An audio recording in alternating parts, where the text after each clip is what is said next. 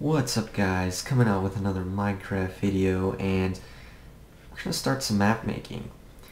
Now, this is episode 2, and I want to come out with these regularly, so, yeah. This is my, map here. Let me tune down the settings just a little bit. Can tune the smooth lighting down to 50. And okay. Anyway, now it has to reload. Alright, so if you're not sure, if you haven't seen episode 1, that's where I explain what this map is, lag. And yeah, so it's an abandoned warehouse, survival games map.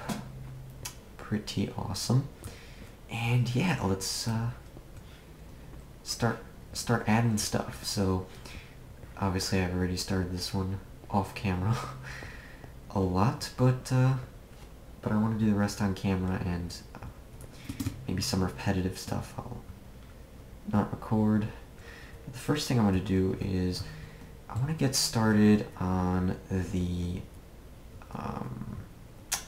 actual underground system. Now, I want to put sort of hallways going to different areas, sectors, you might say, from the side areas, but the first thing that I want to do is sort of fix this starting area, because I don't really like it. I'm not actually going to change anything. However, I am going to add something that I think should be added. Where? Somewhere in the middle here. Okay, where's the middle? Here's the middle. There you are. That was unnecessarily long to find. So anyway, I'm going to be using World Edit during the editing. All my map making videos, I'm going to be using this and some MC Edit. And yeah, so MC Edit's for custom stuff like spawners and whatnot. This map, probably not going to do anything with spawners, maybe, but I don't think so, because this map is going to be meant to be played without any mobs enabled. And yeah, so anyway, the first thing that I always do whenever I do map making is I don't use the default wood axe for World Edit. Also, something I should probably mention, I have World Edit CUI installed, so it'll be really easy for you guys to see what I'm doing, and myself to see what I'm doing. But anyway, the problem with the regular default wooden axe is that you actually have to be in range to click on the item to actually make selections, which is really annoying in my opinion. //cell, by the way, is to get rid of a selection. So what I do is I use the iron axe. I always use the iron axe just because I always think that it's sort of a upgraded look to the regular axe, and I always pick that for some reason. You can choose, whatever item that you want. It can't be a block, obviously. It has to be a tool. And then you want to type in / far wand, and this will make this a far wand. So now you can choose blocks that are not in reach, so you can choose them, so you can see, you can click on blocks much farther away than this, where you could choose any block with that. So I definitely suggest using the far wand command, because it is very helpful. I think for the sake of the video I'll be tuning down my render distance, just so you guys can get a little bit less lag, and so I can get a little less lag. Anyway, so this is a starting area. As you can see, there's 24 of these starting things, and the players, start off and try to get to the chests fast enough to grab the items. And the problem I have with this place is the fact that, well, these gaps are just too small. I mean, they are just crazy small, and everybody running through these tiny little gaps is just completely unnecessary. And I think, I mean, I guess this, one of the points in the survival games is for, usually half, the players die at the beginning. I mean, it's not fun because the game ends earlier then, and it's like so what I want to do is I want to make multiple exits out of here. So these are going to stay. I'm not going to change the way these look or are. I might widen them, but they're still going to come out only one in width, so there'd kind of be like a ceiling. It'd be really weird. I don't know. I might just leave it. Yeah, I'm just going to leave them. But what I want to do is I want to add a sewer system to the map, and what I think would be really cool is if I added this sort of cracked floor, like a ring cracked floor around here. Now when the players start, they're going to have to jump over it to get to the chests. But you can fall into it either accidentally or purposely at the beginning, and this cracked area will actually lead to the sewer system. So that's what I want to do. It'll be sort of like a central area, and then it'll have access to the sewer system. And since this is the exact middle of the map, it'll be really easy because I can just basically evenly spread out the tunnels from underneath this, and it'll look all nice. Now, something to mention is I actually made the above area even, and this is obviously odd, so this one is 1 off, but I'll remember to use an even thing. So anyway, what I'm gonna do here is try to figure out where I'm going to put this cracked floor. No, actually I'm gonna clear my inventory here, all this junk. You know what, whatever, I'm just gonna find, bam. Okay, so grab this, and now what I'm gonna do is I like to just basically randomly destroy blocks,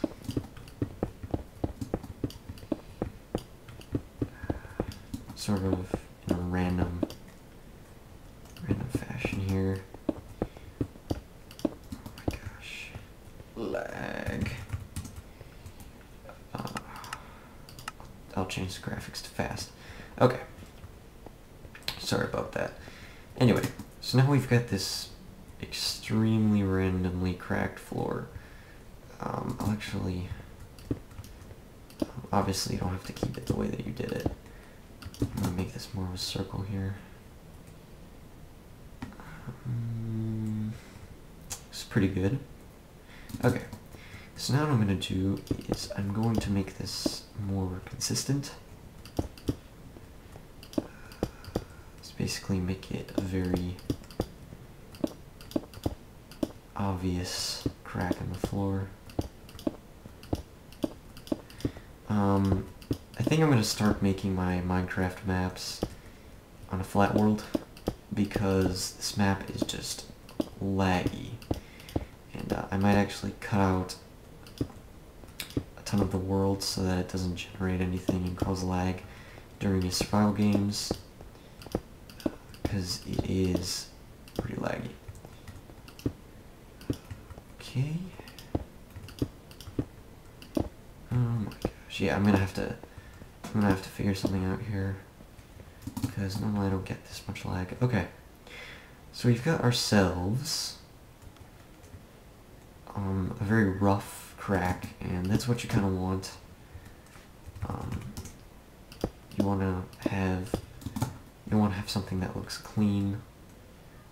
You want something that looks pretty edgy, and I'll make it sort of wide in some areas, so players will have to, so like if a player starts running from here, he's gonna kind of have to go sideways instead of just straight on.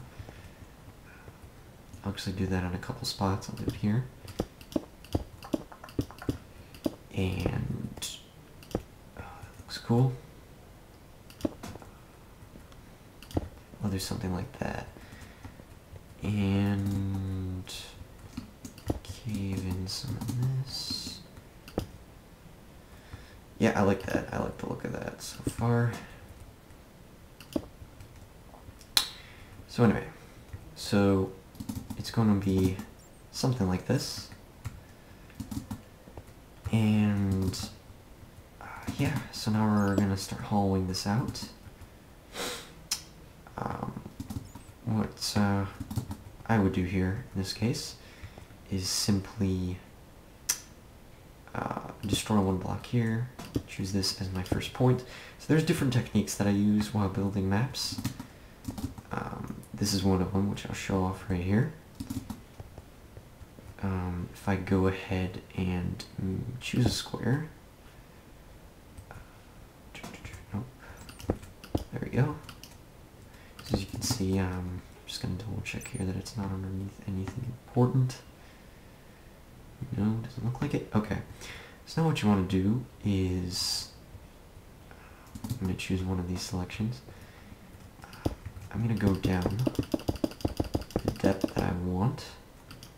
Okay, so let's see how deep that is. Yeah, that's pretty good. I think the sewer system, that's a pretty good depth for the sewer system. I can always change it. So I'm going to set air. As you can see, hollow now. And actually, I'm not mistaken. I'm not sure if this will work. Details. I'm looking for I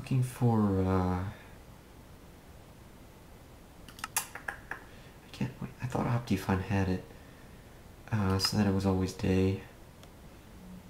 Guess not. Oh well. It's fine. I don't need that. I'm kind of indoors. Alright, so now we have this sort of hole. And we don't want this hole because it's not going to be empty in these areas. So what I'm going to do is I'm going to select that area again. This time it's going to be simply one layer.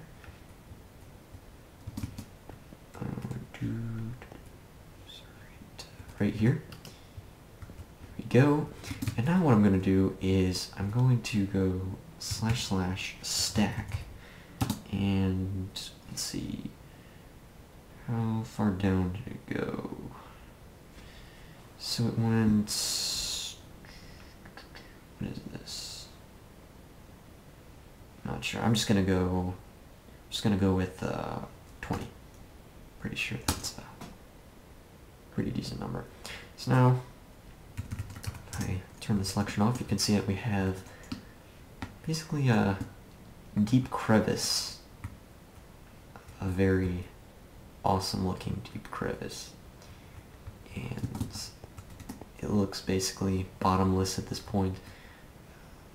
Let's just see if I got the number good here. If I'm gonna have to, no, it's good. Let's see how much farther down it. Oh wow, wow, that was exactly 20 blocks. That's pretty awesome. All right, so I'm gonna light this place up temporarily, and what we're going to do is I'm going to keep this place fairly dark. This is just for an easier time to edit. I suggest that you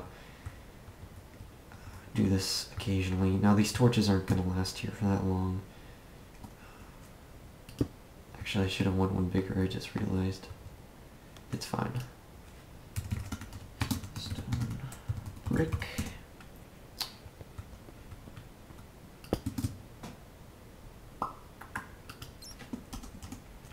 Alright, let me just fix these little mistakes here.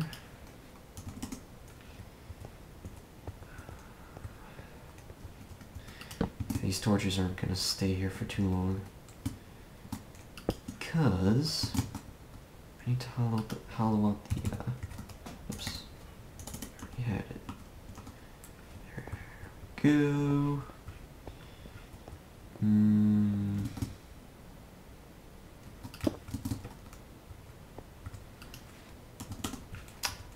And I believe we're almost done. So, yeah. Okay. So now what I'm going to do is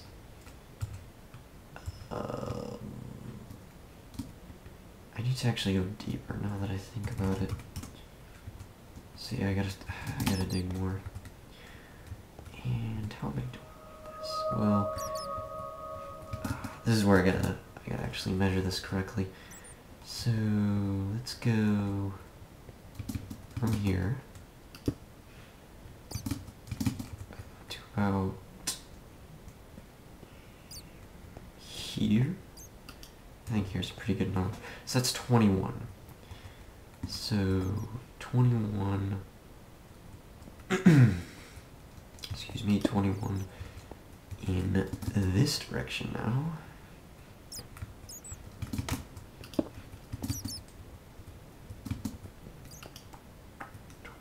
21 right here. Oh, actually, I just confused myself. I've gotta go here. Actually, is 21 even possible? There's a block on, oh, it's, yeah, I'd have to go in the wall. I'll go less, I'll make it smaller. That's fine. Let's make it, let's make it this one. 13. Let's see here, so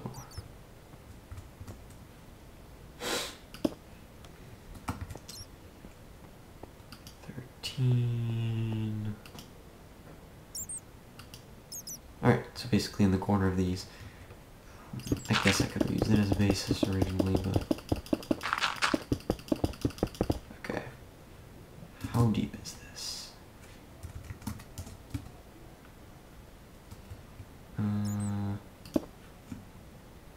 Whoa, we got a water area here. That could be a problem.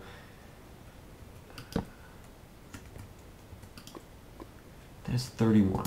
That's a pretty nice number. Now, if I go ahead and let's actually see what level this is on. So it's on level 26.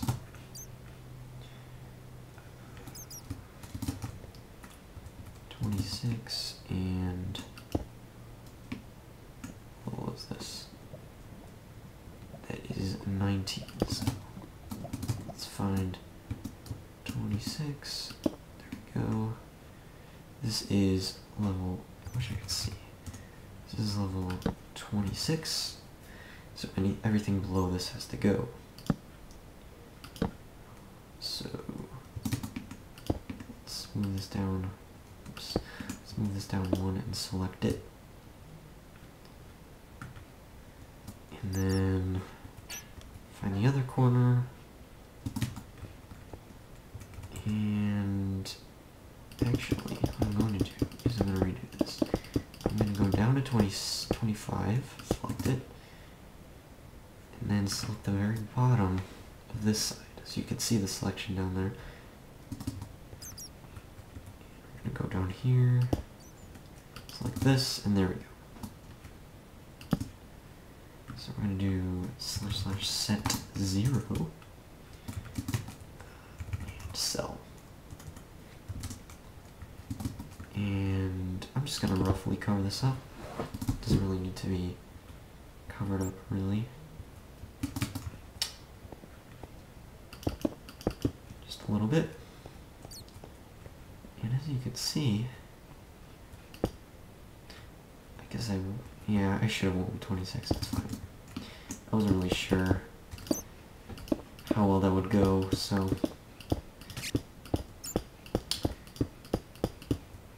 yeah, my map making skills have depleted. But I've still got, whoa, got ourselves some interesting sights here. yeah, as you can see, you can tell what I'm trying to do here. And hopefully this stuff is going to help you out in the long run. So when it comes to map making, I've developed a ton of methods of doing things. Like if you want to duplicate things without having to do too much, a lot of intricate things that have to be stacked. You know, if you don't want to touch some things and then other things you want stacked. There's certain things that you should do, make your life easier.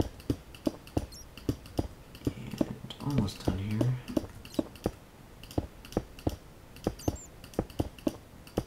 There we go. And there we go. So, do I want this to be very... Let's see, do I want this to be really dark? I think this area is going to be dark. This crevice. The actual bottom I want to be lit up. So, I'm going to light up this from the bottom, big glowstone.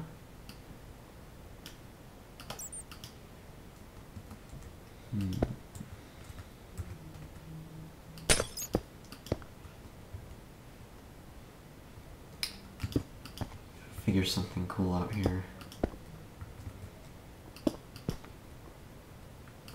I'll just put glowstone around the edge for now, just so I can see, and we'll change it, make it a little nicer in the long run.